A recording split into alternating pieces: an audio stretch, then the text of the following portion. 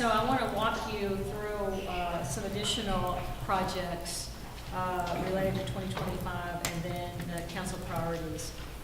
So as we said, you saw in the video, 4.1 million dedicated to 2025. David talked a little bit about Timber Creek. We'll talk a little later, pedestrian bridges. I want to talk about that in relation to the unfunded list and what's recommended for you there. You might also look at the public arts project, that additional $60,000 that's over in your hotel motel fund. This is developing, and had some updates from when I met with each of you related to the budget. And James tells me this could possibly be a mural that would be part of the Main Mill project. So that's what's being considered at this point in time. James, do you want to add anything to that?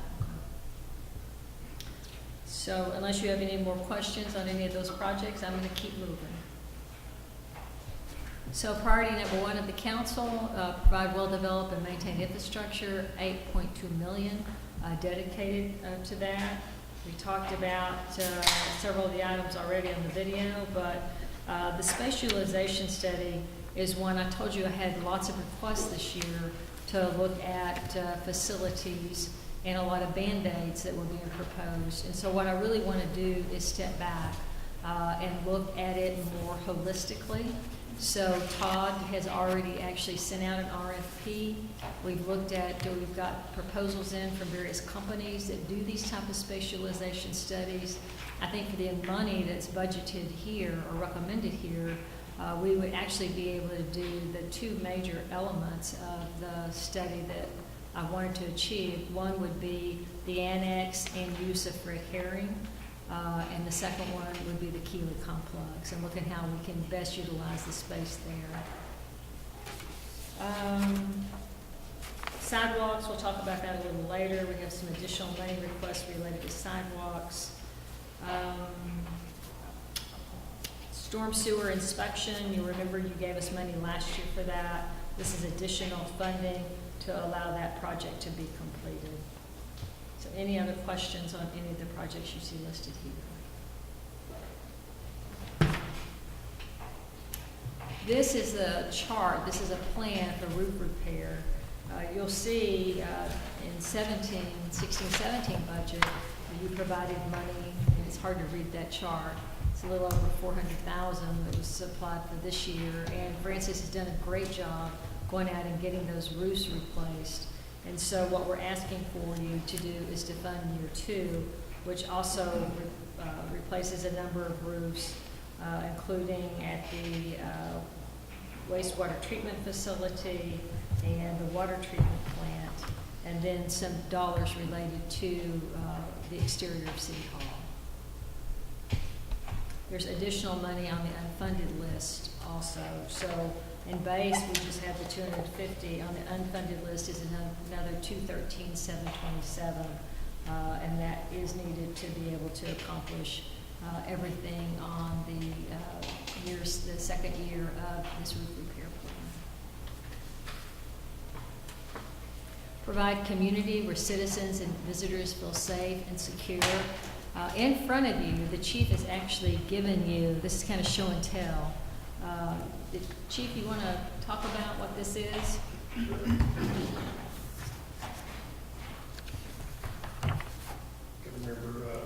Eric's instructions about this. Okay, so in front of you, you have the Axon body camera. It's the product that we've selected to implement our body-worn camera program with. I'm going to have Assistant Chief Deaver step forward. He's going to show you kind of how it's worn on the uniform. So what you have is a magnetic back that you separate from it, if you can.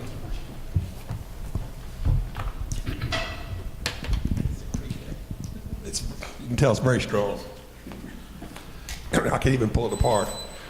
But this is a device that has a good 12 hours of standby time, so it should last an entire patrol shift.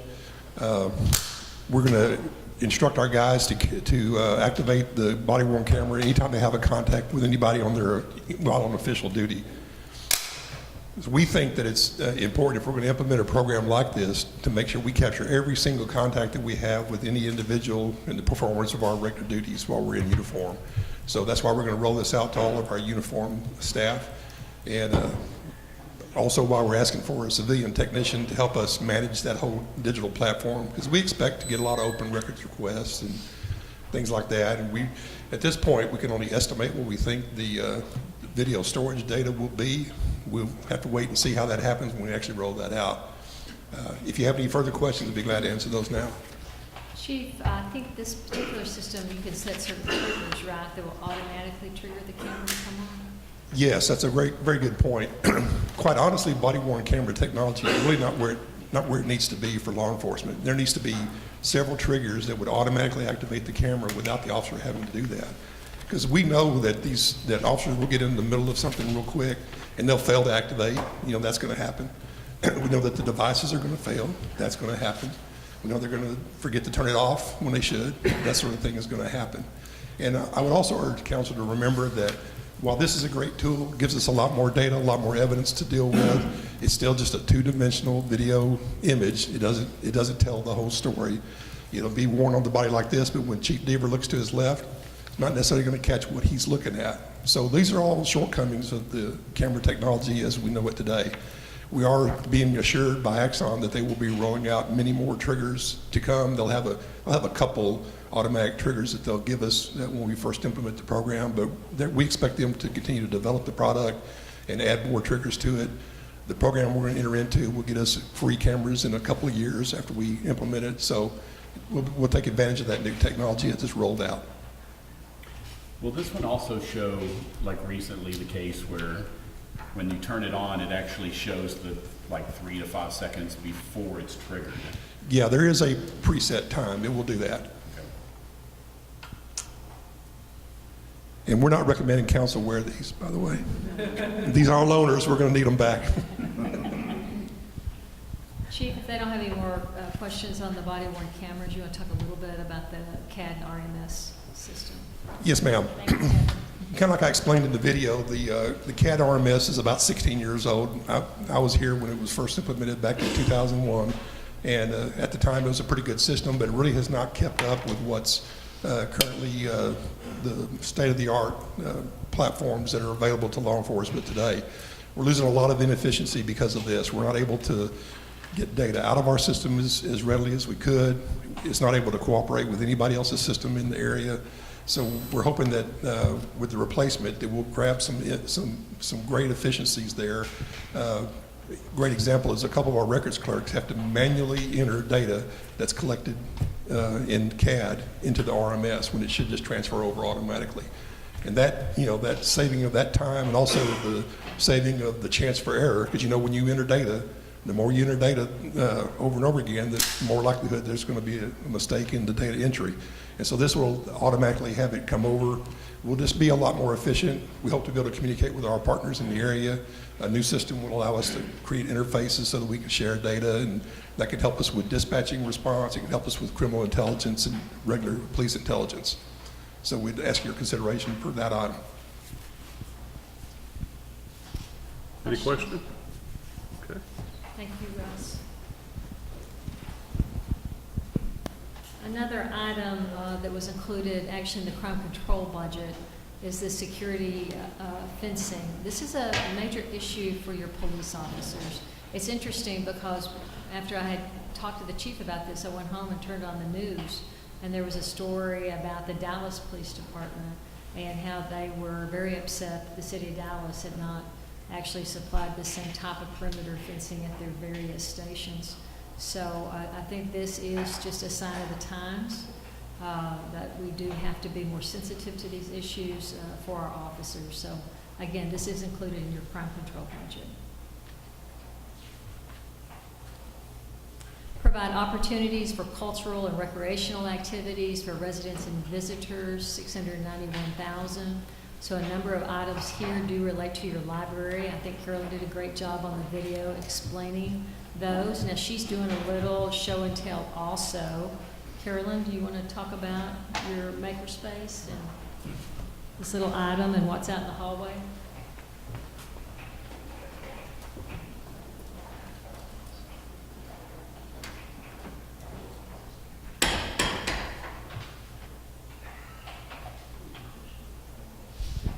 Okay, yes, we did bring some examples for you to see today from the proposed Makerspace. We did some laser engraving at another local library of a coaster for you, so you can see how that was. We did that in one day. It was a project, our first attempt, and it turned out pretty well. So we would be offering that service to our patrons as well. We also brought an example of a 3D print that was developed by Jesse and IT, and he put that together, the Purple Martin floating over Texas. That's two different print jobs. You can pull it apart. You'll see that one print has a post and one has a hole in it, so you can see how that worked. But we do have a 3D printer right outside in the lobby if you'd like to see it working today, and some other examples of things that we've printed. And Carolyn, while I have you there, would you talk a little bit about the expansion with your bilingual programming that's included in your budget? Yes, we did ask for some additional funding for programming. So we did hire a bilingual librarian this last year. She's been very successful in her storytelling. We asked for some additional funding so that she could offer some multicultural programs throughout the year, as well as books to support her story times and other materials for her outreach. Questions? Thank you, Carolyn.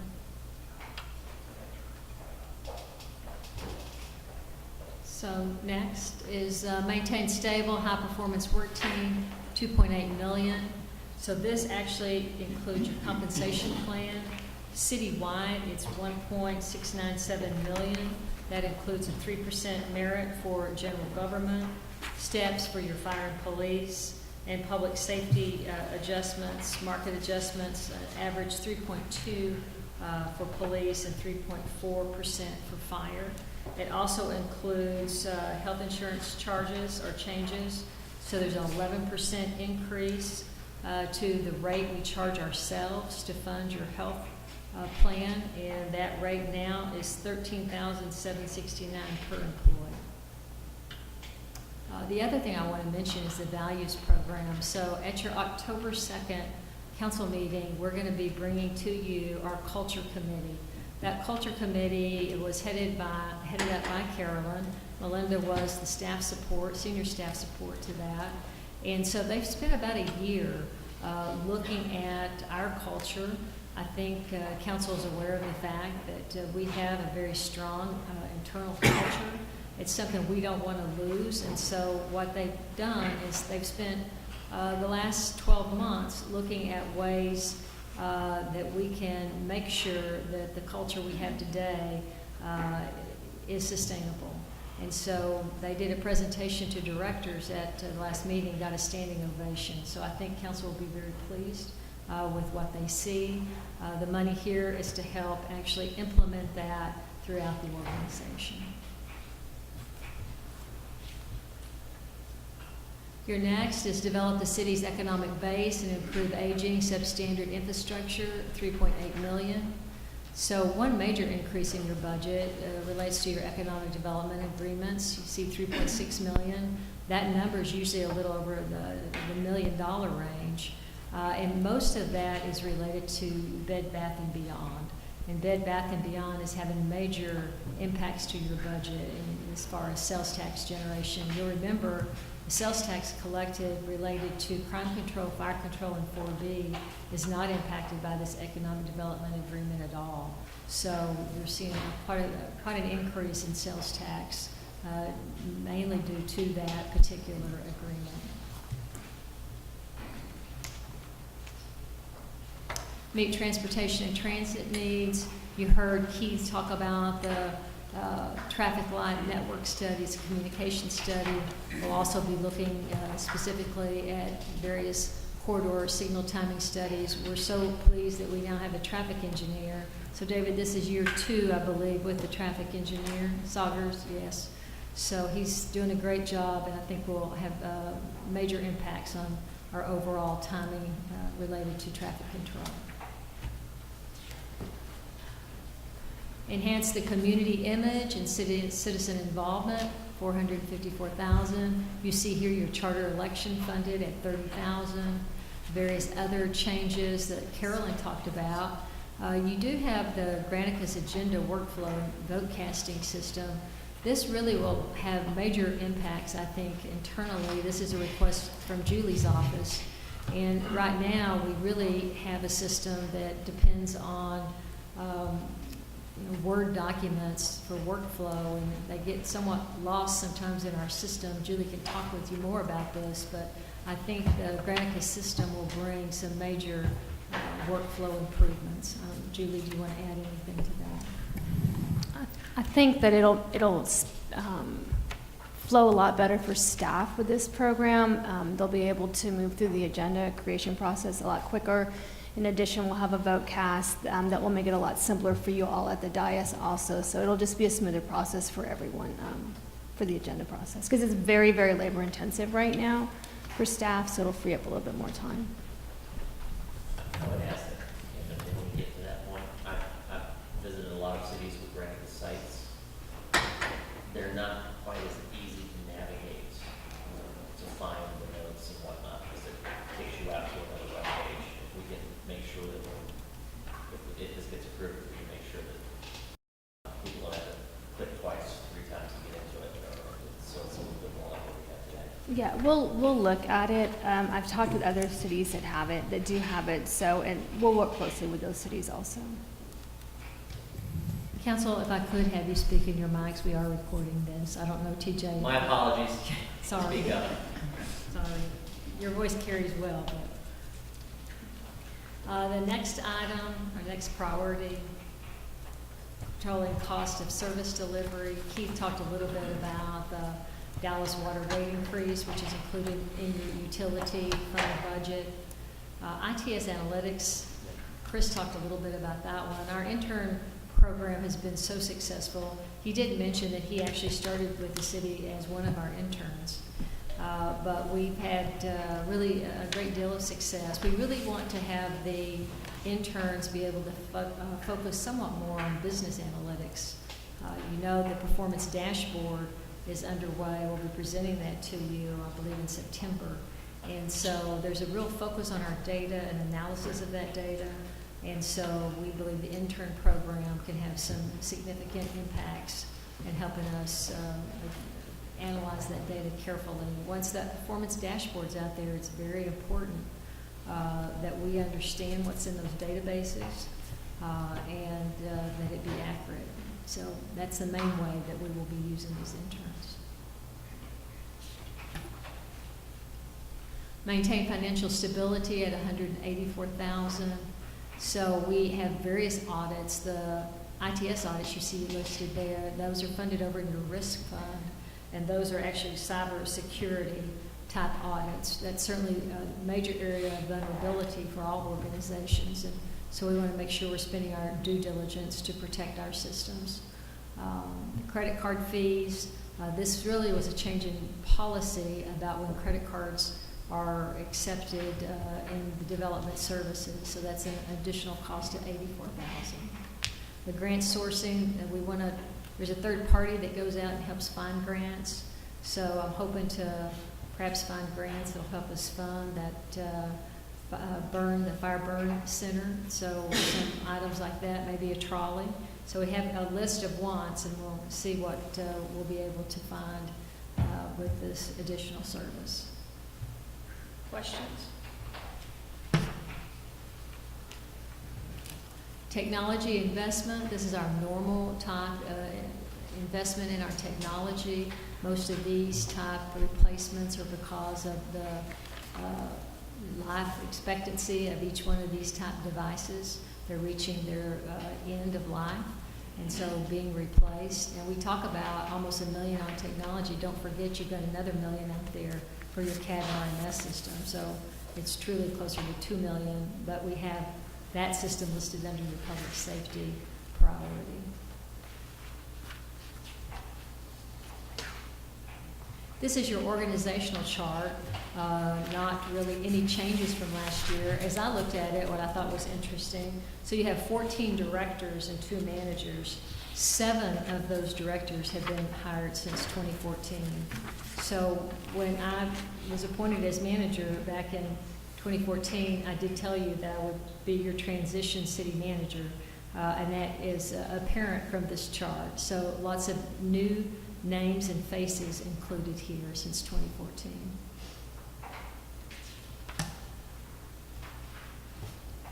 Organizational changes included in your proposed budget. So facilities building technician at $91,000, that's the position and equipment. And that is really to support this expansion we have in facilities. You have your new VIC, an additional fire station, and of course the MGC coming on. I can't tell you that this one position will help us cover the MGC. That's going to be, a 7-day-a-week facility, and so I'm going to guess we're going to have some additional impacts then. But as I said earlier, Stacy is working on that overall business plan that we'll be bringing to you later. The chief mentioned to you a technician to support the body-worn camera program. We're going to hope it's one position. I know Dallas, I forget that count, chief, but I want to say it was over like 15 positions that were added. Yeah. So residential plans examiner, Claire mentioned that in the video. It'll be the first time we've actually added a position related to our overall program in a long time, and it's badly needed. The workload has increased astronomically over the last months. And then finally, there's your Makerspace librarian. It's a full-time librarian and some part-time hours to support your Makerspace program.